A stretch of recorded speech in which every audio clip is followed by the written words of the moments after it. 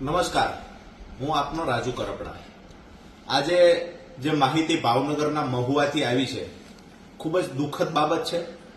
સફેદ ડુંગળીને લઈ અને ખૂબ લાંબા સમયથી ખેડૂતો રજૂઆતો કરી રહ્યા છે।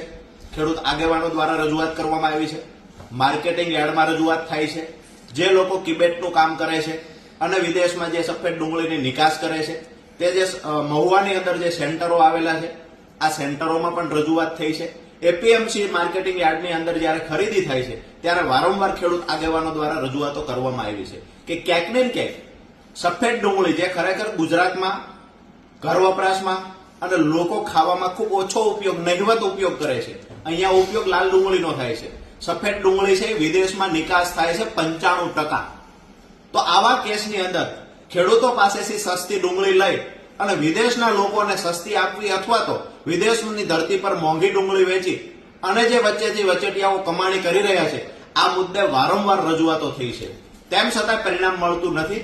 આજે જ્યારે મહુવા માર્કેટિંગ યાર્ડની અંદર ખેડૂત આગેવાન ભરતસિંહ અને એમની સાથેની ટીમ દ્વારા જ્યારે રજૂઆતો કરવામાં આવી, જ્યારે ખેડૂતોને સાથે રાખી અને જ્યાં સુધી યોગ્ય ભાવ ન મળે ત્યાં સુધી માર્કેટિંગ યાર્ડ બંધ રાખવાની જે ખરેખર વાત કરવામાં આવી, ત્યારે ક્યાંક ને ક્યાંક અમુક ત્યાં સત્તાધીશો જે હતા એના દ્વારા જે ખેડૂતોને લૂંટી રહ્યા છે, જે ખેડૂતોનું શોષણ કરી રહ્યા છે અને જે ખેડૂતોના દુશ્મન છે, આ લોકો દ્વારા ખેડૂતોએ જ્યારે અવાજ ઉઠાવ્યો ત્યારે એમનાથી સહન ન થયું અને ક્યાંક ને ક્યાંક ખેડૂતોનો અવાજ દબાવવા માટે મોટી સંખ્યામાં પોલીસનો કાફલો ઉતારવામાં આવ્યો। એક ખેડૂત ભાઈને પોલીસ દ્વારા લાફો મારવામાં આવ્યો, આવા પણ અમને મેસેજ મળ્યા છે। ખેડૂતો સાથે અભદ્ર ભાષામાં પોલીસે વ્યવહાર કર્યો, આવા પણ મેસેજ મળ્યા છે।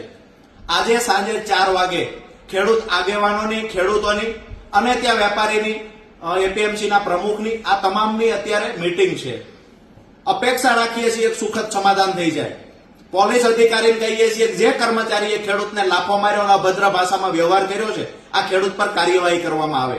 આજે સાંજે 4 વાગ્યાની મીટિંગ જો સફળ થાય તો ઠીક છે, ખેડૂતોના હિતમાં નિર્ણય લેવાય તો ઠીક છે।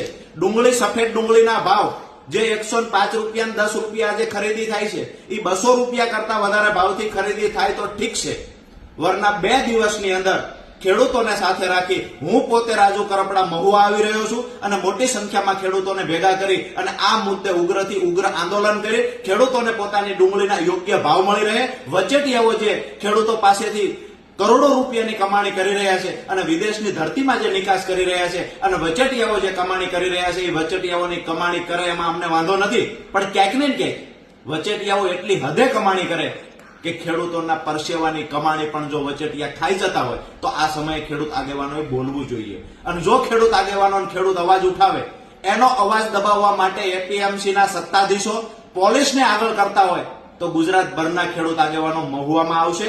2 દિવસની અંદર આજે સાંજની મીટિંગ સફળ થાય, ભગવાનને પ્રાર્થના કરીએ સફળ થાય, નહીતર 2 દિવસની અંદર ઉગ્રથી ઉગ્ર આંદોલન મહુવામાં થશે।